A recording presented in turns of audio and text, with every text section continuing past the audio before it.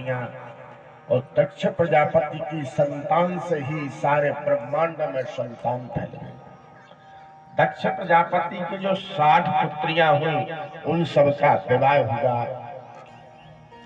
27 पुत्रियां जो थीं वो चंद्रमा के लिए प्रदान करी, और जो 13 पत्नियां थीं वो कश्यप के लिए प्रदान करी, 2 पत्नी भूत के लिए प्रदान करी, 2 अंगिरा के लिए प्रदान करी, 4 ताक्षधारी ऋषि को प्रदान करी और 2 कृशासों को प्रदान करी।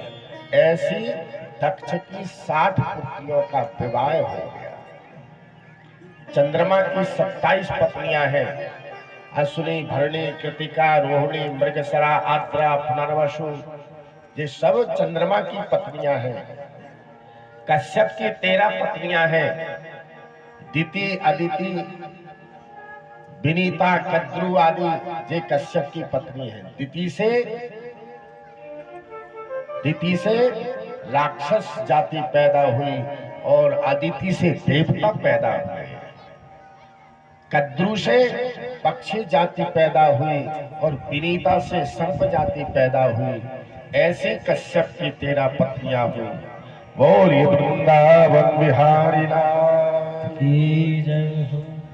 एक बार सुखदेव जी कहते हैं, लेकिन इंद्र ने अपने गुरु का अपमान कर दिया, अपने गुरु का तिरस्कार कर दिया, तो जो देवगुरु बृहस्पति थे वो रूठ करके चले गए। इंद्र ने सोचा अब हम क्या करें। सभी देवताओं ने मिलकर के जो महाराज विश्वरूप था उसको ही गुरु बना लिया, क्योंकि बिना गुरु के तो कुछ हो नहीं सकता है। इसलिए विश्वरूप को गुरु बनाया। और महाराज विश्वरूप जो था बड़ा सुंदर, जिसका दिव्य चरित्र है, था राक्षस जाति में लेकिन चरित्र बड़ा सुंदर है। प्यार से बोलो जय श्री कृष्ण। ऐसी बड़ी सुंदर दिव्य कथाओं का वर्णन किया। विश्वरूप को एक बार इंद्र ने मार दिया, उसकी हत्या कर दी इंद्र ने, और इंद्र को महाराज ब्रह्म हत्या का श्राप लग गया। जब ब्रह्म हत्या लगी इंद्र के लिए तो इंद्र भागता हुआ फिरा, क्योंकि विश्वरूप को जब गुरु बनाया इंद्र ने, तो विश्वरूप किसके पुत्र है? शुक्राचार्य के।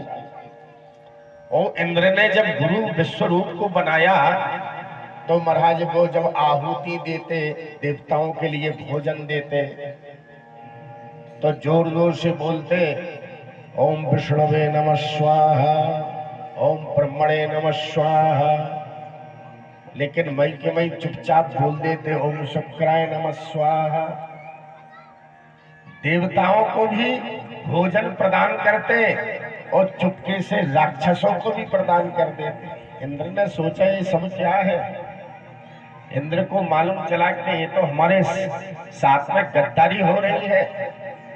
हम खिला रहे हैं विश्वरूप के लिए, गुरु मान रहे हैं, और राक्षसों को बढ़ावा दे रहे हैं, राक्षसों को खिला करके हृष्ट पुष्ट कर रहे हैं। इसलिए महाराज इंद्र ने जाकर के और विश्वरूप का वध कर दिया।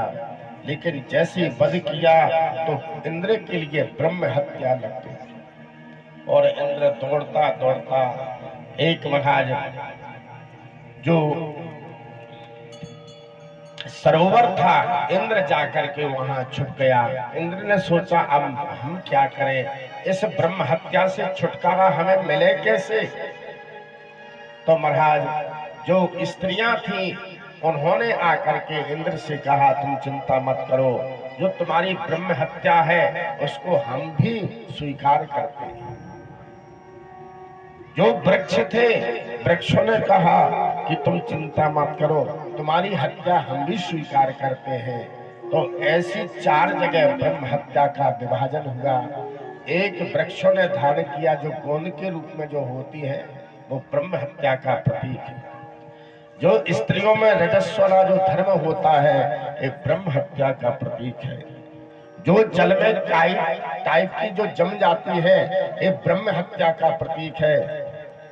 और जो महाराज ऊसर जमीन होती है, ऊसर जमीन माने जो उपयोग में नहीं आती है, वो भी ब्रह्म हत्या का प्रतीक है। प्यार से बोलो जय श्री कृष्ण। और इंद्र ने सबको महाराज स्वस्थ किया, सभी को महाराज आशीर्वाद दिया। लेकिन जो तुष्टा नाम के ऋषि थे उनको बड़ा क्रोध आया। जब विश्वरूप का वध किया इंद्र ने तो तुष्टा ऋषि को बड़ा क्रोध आया और उन्होंने एक दिव्य यज्ञ किया और उस यज्ञ में से एक वृत्तासुर नाम का राक्षस प्रकट हुआ। और वृत्तासुर नाम का जो राक्षस था वो महाराज राक्षस भली था, लेकिन उसके जो गुण थे, उसके जो आचरण थे वो देवताओं से भी बढ़ करके थे। प्यार से बोलो जय श्री कृष्ण। वृत्तासुर और इंद्र का बड़ा भयंकर युद्ध हुआ, लेकिन इंद्र जीत नहीं पाता, क्योंकि वृत्तासुर बड़ा पराक्रमी था। उसने नारायण कवच का महाराज कवच पहन रखा था, जो नारायण कवच होता है उसको पहन रखा था, उसका कोई बिगाड़ नहीं सकता था।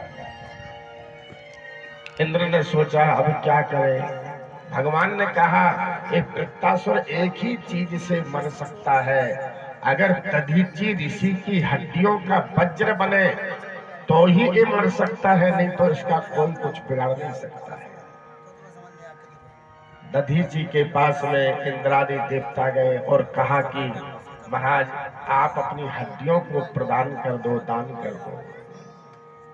कोई दुनिया में ऐसा है जो अपने शरीर को जीते जी दान कर दे? है कोई?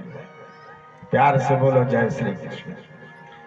दधीचि ऋषि ने कहा देवताओं से कि तुम लोग बड़े स्वार्थी हो भैया, कौन ऐसा ब्रह्मांड में जीव होगा जो मरना चाहेगा?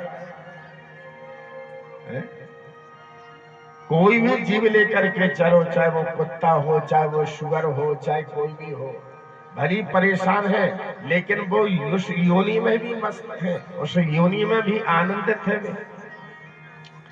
लेकिन दधीचि ने कहा कि तुम मेरे दरबार आए हो, मैं तुम्हें निराश नहीं करूंगा, जैसा तुम कहोगे वैसा ही होगा। और नील गाय को बुला करके अपने शरीर को चटवा लिया। जो हड्डियां थी इंद्र उन हड्डियों को लेकर के चला गया विश्वकर्मा के पास में, और विश्वकर्मा ने उसका एक दिव्य वज्र बनाया। जो इंद्र के पास में जो वज्र है उसके 3 धनुष बने, एक सारंग धनुष बना, एक पिनाक धनुष बना और एक धनंजय धनुष बना। जो पिनाक धनुष है वो भगवान शंकर के पास में है, जो सारंग धनुष है वो भगवान नारायण के पास में है, और जो धनंजय धनुष है, गांडीव धनुष जो है वो अर्जुन के पास में है। और वज्र बना करके इंद्र को जब दिया और इंद्र ने जब उसका महाराज प्रहार किया वृत्तासुर के ऊपर, तो महाराज उसने बड़ी सुंदर स्तुति की। वृत्तासुर ने भगवान नारायण से कि हम हरे तम पादैक मूला दासानुदासो भवतास्म भूया। वृत्तासुर ने बड़ी सुंदर स्तुति की। कहा प्रभु मुझे कोई राजपाट नहीं चाहिए, मुझे कोई ऐश्वर्य नहीं चाहिए, मुझे कोई स्वर्ग नहीं चाहिए। अगर मुझे देना चाहते हो तो महाराज अपने दासों का दास बना दो, और आपकी जो भक्ति है वो मुझे प्रदान कर दो, और मुझे कुछ नहीं चाहिए। भगवान उसकी स्तुति सुनकर के रह गए कि एक ऐसा भक्त है, राक्षस जाति में उत्पन्न होने के बाद भी इसकी ऐसी महान प्रवृत्ति, धन्य है वृत्तासुर। इंद्र ने इतने में महाराज वज्र का प्रहार कर दिया और उसका देहांत हो गया। बोलिए भगवान कृष्ण की जय।